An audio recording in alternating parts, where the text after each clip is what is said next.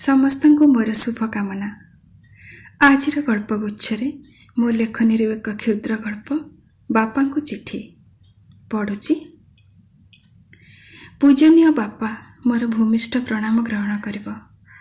ଆଜି ବହୁତ ଦିନ ପରେ ତୁମକୁ ଚିଠି ଖଣ୍ଡେ ଲେଖୁଛି। ବ୍ୟସ୍ତ ହେଇ ପଡ଼ିବନି। ବୋଉ କେମିତି ଅଛି? ମୁଁ ଭଲ ଅଛି। ତୁମେ ଦେଇଥିବା ଆଦର୍ଶ ସଂସ୍କାରରେ ବାଟ ଚାଲୁଛି। ହେଲେ ଜାଣିଛ ବାପା, ପିଲାଦିନେ ତୁମ ଆଖିରେ ମୁଁ ଯେଉଁ ଦୁନିଆ ଦେଖିଥିଲି, ସେ ଦୁନିଆ ଆଉ ଏ ଦୁନିଆ ଭିତରେ ବହୁତ ଫରକ। ଏଠି ତମ ପରି ଆଉ ବୋଉ ପରି ବେଶୀ ଲୋକ ନାହାନ୍ତି। ପିଲାଦିନେ ରାତି ନ ପାହୁଣୁ ତମେ ଉଠି ପଡ଼ୁଥିଲ, ଆଉ କାଳେ ଖଡ଼ଖାଡ଼ ଶବ୍ଦରେ ମୋ ନିଦ ଭାଙ୍ଗିଯିବ, ବୋଉକୁ ଆକଟ କରି କହୁଥିଲ, ମୋ ମାଆଟା ଶୋଇଛି, ତାକୁ ଉଠାଅନା, ଆଉ ଟିକେ ଯାଉ ସେ ଉଠିବ। ହେଲେ ଜାଣିଛ, ଏଠି ମୋତେ ଉଠେଇ ଦେବାକୁ କେହି ନାହାନ୍ତି। ସମସ୍ତେ ଉଠିବା ଆଗରୁ ମୋତେ ଉଠିବାକୁ ପଡ଼ୁଛି। ରୋଷେଇ ଶିଖିନଥିଲି, ଏଠି ସବୁ କରି ପକାଉଛି। ଥରେ ପରା ମାଛ ବେସର ବୋଉ ଯେମିତି କରେ ସେମିତି କରି ସମସ୍ତଙ୍କୁ ଆଶ୍ଚର୍ଯ୍ୟ କରିଦେଇ ବୋଲି ଭାବିଲି। ହେଲେ ଖାଇବା ଟେବୁଲରେ ତୁମ ଜ୍ୱାଇଁ କହିଲେ, ହଁ ଚଳିବ, ହେଲେ ମୋ ମମିଙ୍କ ପରି ସେ କରିପାରିଲାନି। ରୋଷେଇ ଘର କବାଟ ଆଢ଼ୁଆଳରେ ଥାଇ ଦେଖୁଥିଲି, ସମସ୍ତେ ହାତ ଚାଟି ଚାଟି ଖାଉଥିଲେ। ହେଲେ ତାଙ୍କ ମମିଙ୍କ ପରି କରିପାରିଲିନି ବୋଲି ସେଇ ଅବଶୋଷରେ ମୁଁ ସେଦିନ ଠିକ୍ରେ ଖାଇପାରିନଥିଲି। ସେତେବେଳେ ଭାବୁଥିଲି ସବୁ ଦୋଷ ବାପା ତୁମର।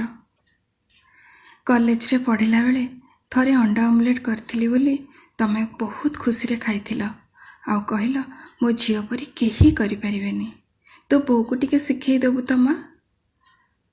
ମୁଁ ଖୁସିରେ ନାଚି ଯାଇଥିଲି।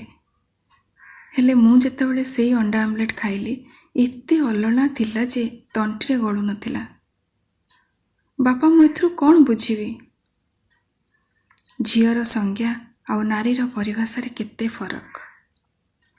ବାହାଘର ପରେ ବିଦା ହେଇ ଆସିଲା ବେଳେ ମୋ ହାତ ଧରି ଛଳ ଛଳ ଆଖିରେ କହିଥିଲ, ମାରେ, କାହାରି ମନରେ କଷ୍ଟ ଦେଲା ପରି କଥା କହିବୁନି, ଟିକେ ନଇଁଯିବୁ, ସବୁ ସହିଯିବୁ।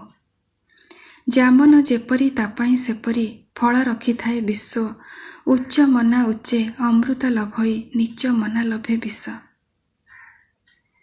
ଏହିସବୁ କଥା ତୁମର ମାନି ଚଳିଛି ବାପା। ଜାଣିଛ, ଥରେ ମୋର ଅଫିସରୁ ଆସିବା ଟିକେ ଡେରି ହେଇଗଲା।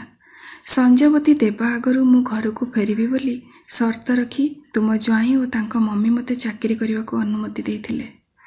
ସେଦିନ ଅଫିସରେ ମୋର ଗୋଟେ ସାଙ୍ଗର ଜନ୍ମଦିନ ଥିଲା। କେକ୍ କାଟି ଟିକେ ହସଖୁସି କରି ଫେରିଲା ବେଳକୁ ଶାଶୁ ସନ୍ଧ୍ୟା ଦେଇ ସାରିଥିଲେ। ଦୁଆର ମୁହଁରୁ ପ୍ରଶ୍ନ ବର୍ଷା, ହଜାର ତାଗିଦ, ଦୁନିଆ ସାରାର ନିୟମାବଳୀ। କଂସାରୀ ଘରର ପାରା ପରି ସବୁ ଶୁଣି ଚୁପ୍ ରହିଲି, ଆଉ ଲୁଗା ବଦଳି ଦେଇ ରୋଷେଇ ଘରକୁ ଯାଇ ସମସ୍ତଙ୍କ ମନପସନ୍ଦର ଜଳଖିଆ ତିଆରି କରିବାରେ ଲାଗି ପଡ଼ିଲି। ନୂଆ ନୂଆ ଏସବୁ ଭାରି କଷ୍ଟ ଲାଗୁଥିଲା, କିନ୍ତୁ ତୁମେ କହିଥିବା କଥା, ଟିକେ ନଇଁଯିବୁ, ସବୁ ସହିଯିବୁ, ମାନି ଚଳିଛି ବାପା। ତମ ନାଁ ମୁଁ ତଳେ ପକେଇନି। ଏଇ କେତେ ଦିନ ହେଲାଣି ମୋ ଦେହ ଟିକେ ଭଲ ନାହିଁ, ଅଣ୍ଟା ଭାରି ବିନ୍ଧୁଛି। ଡାକ୍ତରଙ୍କୁ ଦେଖେଇଲି, କେତେ ପ୍ରକାର ଔଷଧ ଲେଖିଦେଲେ, ଆଉ କହିଛନ୍ତି କେବେ ବି ନଇଁବନି। ଭାରି ହସ ଲାଗିଲା। ଦୀର୍ଘ 35 ବର୍ଷ ହେଲା ନଇଁ ଯାଇଛି ବୋଲି ସଂସାରରେ ତିଷ୍ଠିକି ଅଛି, ଆଉ ଆଜି ଇଏ କହୁଛନ୍ତି ନଇଁବନି। ଗୋଟେ କଥା ମନେ ପଡ଼ିଯାଉଛି, ପିଲାଦିନେ ମୁଁ ଯଦି ଟିକେ ମୁହଁ ଶୁଖେଇ ବସୁଥିଲି, ଭାଇମାନେ କହନ୍ତି, ରାଗିଛୁ କିରେ? ବୋଉ କହେ, କାହାର ଏତେ ସାହସ, ମୋ ଝିଅକୁ କିଏ କ'ଣ କହିଲା? ଆଉ ତମେ ଅଫିସରୁ ଆସି କୁହ, ଆଜି ଘର ଏତେ ଖାଁ ଖାଁ ଲାଗୁଛି, କ'ଣ ହେଇଛି? କିନ୍ତୁ ଏବେ କଥା ପୁରା ନିଆରା ବାପା। ଏଠି ମୁଁ ଯଦି କେବେ କୋଉ କଥାରେ ଟିକେ ଅଭିମାନ କରେ, କେହି ଜାଣିପାରନ୍ତିନି। ନିଜେ ନିଜେ ମୁହଁ ଶୁଖାଏ, ପୁଣି ନିଜେ ନିଜକୁ ଆଶ୍ୱାସନା ଦେଇ କାମରେ ଲାଗିପଡ଼େ।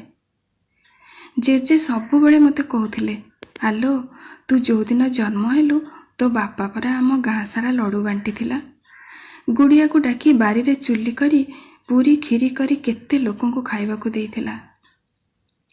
ସତରେ ବାପା, ତମେ ଏତେ ଖୁସି ଥିଲ? ହଁ, ହେଇଥିବ ନିଶ୍ଚୟ। ବୋଧେ ଜେଜେମା ସେଇଥିପାଇଁ ମୋତେ ଲକ୍ଷ୍ମୀ ଲକ୍ଷ୍ମୀ ଡାକେ। ହେଲେ ବାପା, ମୋର ଯେଉଁଦିନ ବଡ଼ ମେଡ଼ିକାଲରେ ଝିଅ ଜନ୍ମ ହେଲା, ତାର ପ୍ରଥମ କାନ୍ଦ ଶବ୍ଦ ଶୁଣି ମୁଁ ଖୁସିରେ କାନ୍ଦି ପକେଇଥିଲି। ହେଲେ ସେଦିନ ତା ଜନ୍ମ ଖୁସିରେ କେହି ଲଡ଼ୁ ବାଣ୍ଟି ନଥିଲେ କି ସାଇ ଲୋକଙ୍କୁ ଖାଇବାକୁ ଦେଇ ନଥିଲେ। ଘର ପରିସ୍ଥିତି ଗୁମସୁମ ଥିଲା। ଲେଖୁ ଲେଖୁ କ'ଣ ଆଡ଼ୁସାଡ଼ୁ ଗୁଡ଼ାଏ ଲେଖିଦେଲିଣି ବାପା। ତମେ ଜମା ବ୍ୟସ୍ତ ହବନି, ମୁଁ ଭଲ ଅଛି। ତମ ନାତୁଣୀକୁ ମୁଁ କିନ୍ତୁ ତୁଠ ପଥର ହେଇ ସବୁ ସହିଯିବୁ ବୋଲି କହିପାରୁନି। ଅନ୍ୟାୟର ପ୍ରତିବାଦ କରିବୁ। ନାରୀ ଯୁଗେ ଯୁଗେ ବନ୍ଦନିଆ, ସମ୍ମାନନିଆ, ଏଇ ପାଠ ଦୁନିଆକୁ ପଢ଼େଇବୁ। ନାରୀ ନୁହେଁ କାର ପାଦର ପାଣ୍ଡୋଇ, ନାରୀ ନାରାୟଣୀ ସମ, ଏନ୍ତୁଡ଼ିରୁ ଜୁଇ, କ୍ଷମା ଆଚରଇ, ଆଦ୍ୟାଶକ୍ତି ମା ପ୍ରଣାମ। ଏଇ କଥା ମନେ ରଖିବୁ। ବାପା ରହୁଛି, ବହୁତ କଥା ଲେଖିଦେଲିଣି। ଭଗବାନଙ୍କୁ ଡାକୁଛି ତୁମେ ଆଉ ବୋଉ ଭଲରେ ଥାଅ। ତୁମେ ଦେଇଥିବା ସଂସ୍କାର, ଆଦର୍ଶ, ପରମ୍ପରା ଆଉ ମର୍ଯ୍ୟାଦାର ଏରୁଣ୍ଡି ବନ୍ଧ ଭିତରେ ମୁଁ ତୁମକୁ ବହୁତ ମନେ ପକାଉଛି ବାପା, ବହୁତ ମନେ ପକାଉଛି। ଇତି ତୁମର ଗେହ୍ଲି ଝିଅ।